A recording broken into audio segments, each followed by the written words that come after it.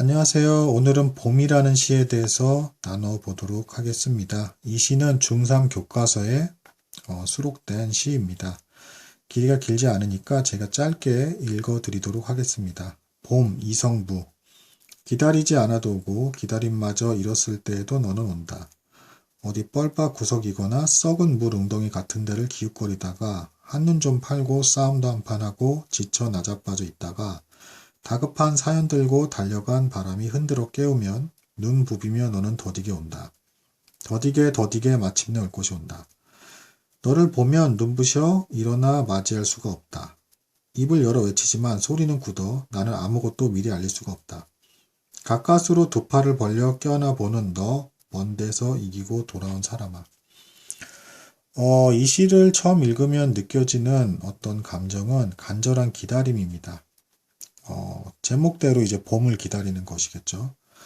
그런데 문제는 뭐냐? 이게 시 초반부에 이제 표현이 된 썩은 물 웅덩이 아니면 뭐 뻘밭 구석도 있고요. 한눈 좀 팔고 뭐 싸움도 한판 하고 이렇게 봄이 오는 것을 방해하는 요소들이 있습니다. 그래서 시인은 빨리 봄이 왔으면 좋겠는데 이런 방해하는 요소들 때문에 점점 더디 오는 것 같아서 봄이 안 오는 것이 아니냐 뭐 이런 생각이 들 수도 있겠지만 전혀 결코 그럴 수 없다라고 단정 짓는 표현이 이 시에서 나옵니다. 밑줄 친 부분인데요.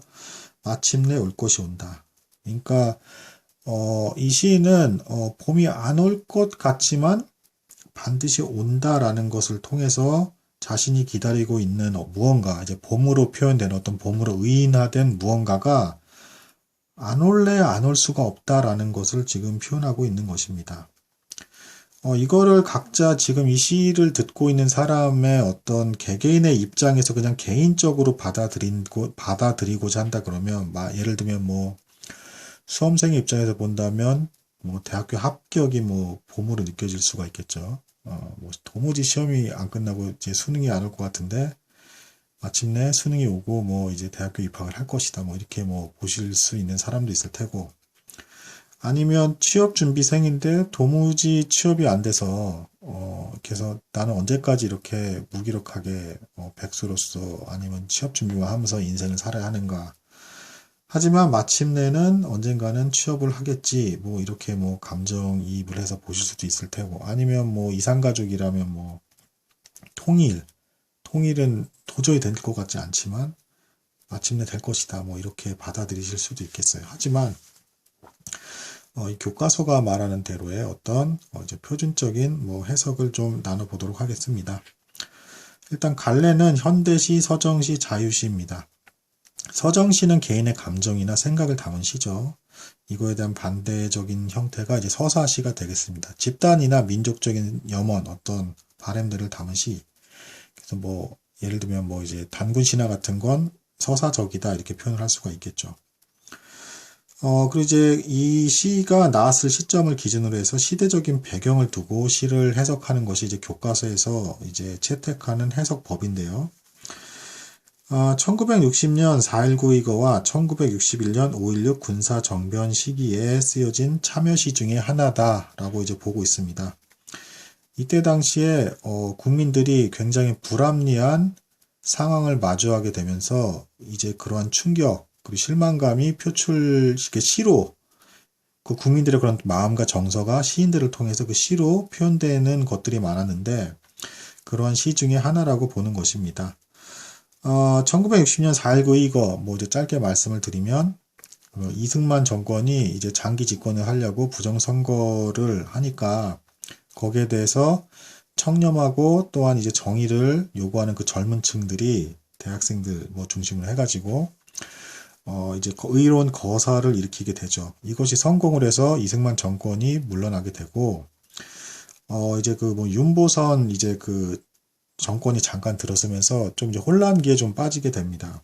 이렇게 어수선한 상황이 되죠, 전국이. 그럼에도 불구하고 어쨌든 상황은 어땠냐? 국민들은 민주주의가 자리 잡고 이제 시민에 의해서 나라가 통치가 되는 그런 나라로 세워져 갈 것이다 라는 기대를 갖고 있었어요. 근데 1961년에 5.16 군사정변이 일어나서 그 꿈이 산산조각이 나고 맙니다. 그 교과서에서는요, 4.19를 분명히 혁명 혹은 의거라고 표현을 하고 있고요.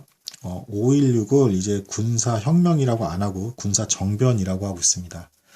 그러니까 이제 정당성이 없었다라는 것이죠. 박정희 대통령 혹은 뭐 이게 군사정변은 박정희 씨라고 이제 불러야 될지도 모르는 어떤 이런 표현인데, 사실은 이거는 이제 뭐 보는 사람에 따라서 약간의 좀 이제 달리 보는 부분이 있어서 제가 뭐라고 이제 찝어서 이제 말씀을 드리기는 좀 어려운 부분이 있는데, 나이 드신 분들은 어쨌든 이제 그 모순된 부분이 있지만, 어쨌든 그 박정희 대통령이 뭔가 나라를 위해서 업적하고 기한 것이 있다라고 이제 보는 입장이 좀 강하고요. 이제 좀 젊은 층, 그리고 이제 중장년층까지는, 이제 어쨌든 그건 불법이다. 그리고, 민주화를 퇴보시켰다. 좀 이렇게 보는 쪽이 좀 강한 편입니다. 그리고 지금 현재 역사학자나 이제 정부에서는 이제 어쨌든 이것이 옳지 않다라고 이제 보는 것을 이런 그 역사나 체계 아니면 국어 책에서 이제 기술된 것을 통해서 엿볼 수가 있는 것이죠. 저도 뭐 어쨌든 결과론 쪽으로 경제가 발전했기 때문에 정당하다 이렇게 보는 것은 조금 문제가 있다라고 봅니다. 어쨌든 그때 당시에 그 이승만 정권이 물러난 뒤에 세워진 윤보선 정권이 어떤 딱히 잘못한 것이 없었거든요. 근데 그것을 이제 갑자기 이제 군사력을 통해서 이제 무단으로 점거하게 된 것은 분명히 불법이라 할 수 있겠습니다.